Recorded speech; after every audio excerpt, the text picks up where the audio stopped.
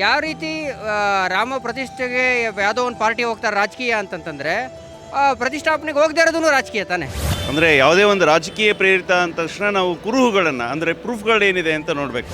ಅಲ್ಲೂ ತುಂಬ ದೊಡ್ಡ ದೊಡ್ಡ ಬ್ಯಾನರ್ಗಳು ಕಟೌಟ್ ಎಲ್ಲ ಕಟ್ಟಿದ್ದಾರೆ.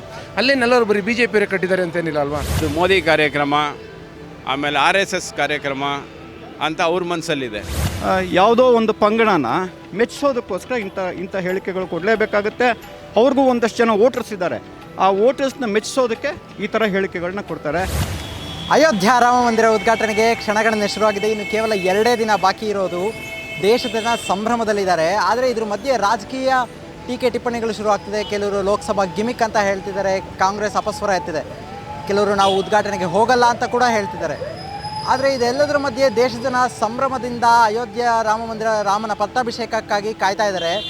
ಈ ಟೀಕೆ ಟಿಪ್ಪಣಿಗಳ ಬಗ್ಗೆ ರಾಜಕೀಯವಾಗಿ ಏನಾಗ್ತಿದೆ, ಇದ್ರ ಬಗ್ಗೆ ಜನ ಏನು ಹೇಳ್ತಾರೆ ನೋಡೋಣ ಬನ್ನಿ. ಇಂದು ನಿನ್ನೆ ಆಗಿರೋವಂಥ ಅನ್ಯಾಯ ಅಲ್ಲ ಇದು, 800 ವರ್ಷದಿಂದ ಆಗಿರೋ ಅನ್ಯಾಯ.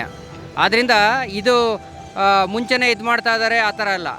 ಎಲ್ಲ ಕೆಲವು ಜಗದ್ಗುರುಗಳು ಹೇಳಿದ್ದಾರೆ, ಯಾವಾಗ ಒಂದು ಸಲ ಏನು ಗರ್ಭಗುಡಿ ನಿರ್ಮಾಣ ಆಗಿದೆ ಅದಾದಮೇಲೆ ನಾವು ಅಲ್ಲಿ ರಾಮನ ಪ್ರತಿಷ್ಠೆ ಮಾಡ್ತಾಯಿದ್ದೀವಿ.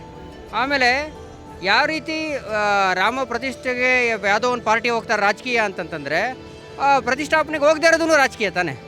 ಆದ್ದರಿಂದ ಈ ಎರಡೂ ರೀತಿ ನೋಡಬೇಕಾಗತ್ತೆ. ಇದು ಜನರ ಒಂದು ಜಾಗೃತಿಗಾಗಿ ಮಾಡಿದಂಥ ಒಂದು ದೊಡ್ಡ ಆಂದೋಲನ. ಲೋಕಸಭಾ ಗಿಮಿಕ್ ಅಂತಂತಂದರೆ ಇವಾಗ ನಾವು ಹೋದ ವರ್ಷ ನಾವು ರಾಮ ಮಂದಿರ ಶುರು ಮಾಡೋಕ್ಕೆ ಮುಂಚೆನೇ ಹೇಳಿದ್ವಿ 1 ವರ್ಷದಲ್ಲಿ ನಾವು ಪ್ರತಿಷ್ಠಾಪನೆ ಮಾಡ್ತೀವಿ ಅಂತ ನಾವು ತಿಳಿಸಿದ್ವಿ. ಅದಕ್ಕೆ ಅದರ ರೀತಿಯಾಗಿ ಮಾಡ್ತಾ ಇದೆ.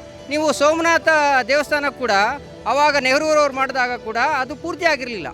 ಬರೀ ಏನು ಸ್ಯಾಂಕ್ಟಮ್ ಅಂತ ಏನಂತೀವಿ ಗರ್ಭಗುಡಿ, ಆ ಗರ್ಭಗುಡಿ ಮಾತ್ರ ಆಗಿತ್ತು, ಅದರ ಉದ್ಘಾಟನೆ ಮಾಡಿದ್ರು.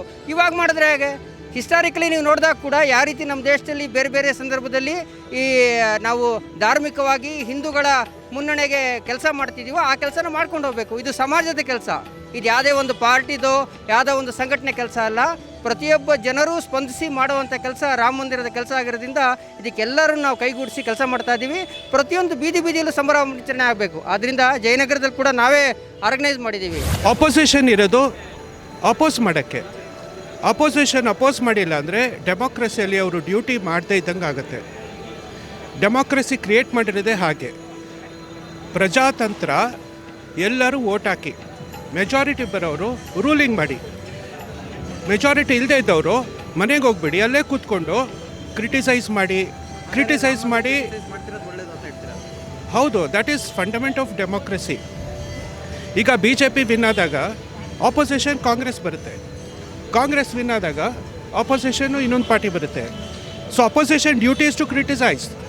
The more you criticise the better the person can be. This is the structure of democracy. ಅಂದರೆ ಯಾವುದೇ ಒಂದು ರಾಜಕೀಯ ಪ್ರೇರಿತ ಅಂದ ತಕ್ಷಣ ನಾವು ಕುರುಹುಗಳನ್ನು ಅಂದರೆ ಪ್ರೂಫ್ಗಳೇನಿದೆ ಅಂತ ನೋಡಬೇಕು.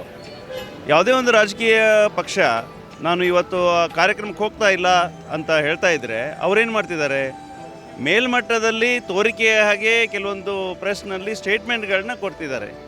ಏನಂತ ಕೊಡ್ತಿದ್ದಾರೆ, ನಾವು ಹೋಗ್ತಾ ಇಲ್ಲ ಕಾರ್ಯಕ್ರಮಕ್ಕೆ, ಇದೊಂದು ರಾಜಕೀಯ ಪ್ರೇರಿತ ಕಾರ್ಯಕ್ರಮ, ಸಮಾಜದಲ್ಲ ಅಂತ ಅವ್ರದ್ದು ಒಂದೇನೋ ಒಂದು ಹೇಳಿಕೆ ಅಷ್ಟೇ.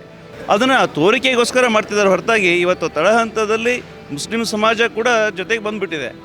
ಆ ರೀತಿ ಬಂದಾಗ ನೀವು ಮೇಲ್ಹಂತದಲ್ಲಿ ತೋರಿಕೆ ನಾಟಕವನ್ನು ಏನು ಅಪೀಸ್ಮೆಂಟ್ಗೋಸ್ಕರ ಏನು ಮಾಡ್ತಿದ್ದಾರೆ ಅದು ಮೊದಲಿನಿಂದ ಬಂದದ್ದೇ ಇದೆ ಅಂತ ಅನ್ನಿಸ್ತಾ ಇದೆ.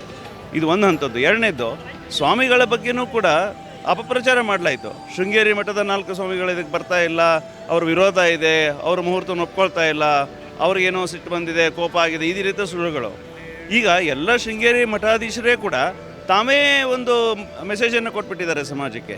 ಏನಂದರೆ ಇದು ಒಳ್ಳೆಯ ಕಾರ್ಯ, 500 ವರ್ಷಗಳ ಇತಿಹಾಸ ಇದೆ ಈ ಹೋರಾಟಕ್ಕೆ, ನಂತರ ಇಡೀ ಸಮಾಜಕ್ಕೆ ಖುಷಿ ತಂದಿದೆ ಅಂತ ಅವರು ವಿಜೃಂಭಣೆಯಿಂದ ಖುಷಿಯಿಂದ ಅಭಿನಂದನೆಗಳನ್ನ ಸಲ್ಲಿಸ್ತಾ ಇದ್ದಾರೆ. ಅಲ್ಲ, ಅದನ್ನು ಕೆಲವರು ಹೇಳ್ತಾರೆ ಸರ್, ಆ ಥರ ಹೆಂಗೂ ಹೇಳ್ತಾರೆ. ಆ ಥರ ಏನಿಲ್ಲ ಅಲ್ವಾ. ಹೆಂಗೆ ಲೋಕಸಭಾ ಗಿಮಿಕ್ ಅಂತ ಹೇಳ್ತಾರೆ. ಕೆಲವ್ರನ್ನ ಬದಲಾವಣೆಗೋಸ್ಕರ ಹೇಳ್ಬೋದು. ಅವ್ರ ಮನಸ್ಸನ್ನು ಎಲ್ಲಿ ಇನ್ನೊಬ್ಬರು ವಾಲ್ ಬಿಡ್ತಾರೋ, ಓಟೆಲ್ಲಿ ನಮ್ಗೆ ಡಿವೈಡ್ ಆಗಿಬಿಡುತ್ತೆ ಅಂತ ಆ ಮನಸ್ಥಿತಿ ಇಟ್ಕೊಂಡು ಕೆಲವ್ರು ಹೇಳ್ಬೋದೇ ವಿನಃ ಅವ್ರ ಮನಸ್ಸಲ್ಲಿ ಇರುತ್ತೆ ಅದು ನಾವು ಹೇಳ್ತಾ ಇರೋದು ತಪ್ಪಿದೆ ಅಂತಲೇ. ರಾಮ ಒಬ್ಬ ಆದರ್ಶ ಪುರುಷ, ಮರ್ಯಾದಾ ಪುರುಷೋತ್ತಮ ಅಂತ ನಾವೇನು ಹೇಳ್ತೀವಿ. ಹಂಗಾಗಿ ಕೆಲವರು ಹಂಗೆ ಹೇಳ್ತಾರೆ ವಿನಃ ಅದು ಬಿಟ್ಟರೆ ರಾಮನ ಎಲ್ಲರೂ ಪೂಜೆ ಮಾಡ್ತಾರೆ.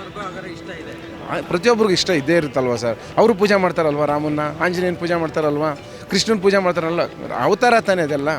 ಹಂಗಾಗಿ ಅವ್ರ ಮನಸ್ಸಲ್ಲಿ ಇರುತ್ತೆ. ಈಗ ನೋಡಿ ನೀವೆಲ್ಲರೂ ನೋಡಿ, ಈಗ ವಿಜಯನಗರದಲ್ಲಿ ನೋಡಿ ದೊಡ್ಡ ದೊಡ್ಡ ಬ್ಯಾನರ್ ಕಟೋರೆಲ್ಲ ಕಟ್ಟಿದ್ದಾರೆ ಅಲ್ಲಿ. ಆಮೇಲೆ ದೇವೇಗೌಡ ಪೆಟ್ರೋಲ್ ಬಂಕ್ ಅಂತ ಹೇಳಿದ್ರಲ್ಲ ನಮ್ಮ ಸ್ನೇಹಿತರು, ಅಲ್ಲಿ ನೋಡಿ ಅಲ್ಲೂ ತುಂಬ ದೊಡ್ಡ ದೊಡ್ಡ ಬ್ಯಾನರ್ಗಳು ಕಟೋರೆಲ್ಲ ಕಟ್ಟಿದ್ದಾರೆ.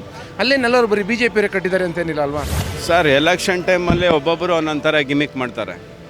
ನಾವು ಏನು ಇದರಲ್ಲಿ ಇದರಲ್ಲಿ ಏನು ಗಿಮಿಕ್ ಮಾಡ್ತಾ ಇಲ್ಲ. ಬಟ್ ಏನಂದರೆ ಅದ್ರ ಜೊತೆಗೆ ಸ್ವಲ್ಪ ಸೇರಿಕೊಳ್ಳಿ, ಪರವಾಗಿಲ್ಲ, ಏನಂತ ಹಿಂದೂಗಳೆಲ್ಲ ಒಟ್ಟಾಗ್ತಾರೆ. ಇದು ಒಂಥರ ಗಿಮಿಕ್ ಅಂತ ನೀವು ಅಂದ್ಕೊಂಡ್ರೆ ಎಲ್ಲರೂ ಅನ್ಕೋಬೋದು ಅಲ್ವಾ? ಗಿಮಿಕ್ ಆ ಥರ ಏನಂತ ಇವಾಗ ಒಬ್ಬೊಬ್ಬರು ಒಂದೊಂದು ಗಿಮಿಕ್ ಮಾಡ್ತಾರೆ. ಎಲೆಕ್ಷನ್ ಟೈಮಲ್ಲಿ ಬೇರೆ ಪಕ್ಷದವರು ಒಂದೊಂದು ಗಿಮಿಕ್ ಮಾಡ್ತಾರೆ. ನಾವೇನು ಗಿಮಿಕ್ ಮಾಡ್ತಾ ಇಲ್ಲ. ನೀವು ಆ ಥರ ಗಿಮಿಕ್ ಮಾಡ್ತೀವಿ ಅಂತ ಅಂದ್ಕೊಂಡ್ರೆ ಅನ್ಕೋಬೋದಲ್ವಾ?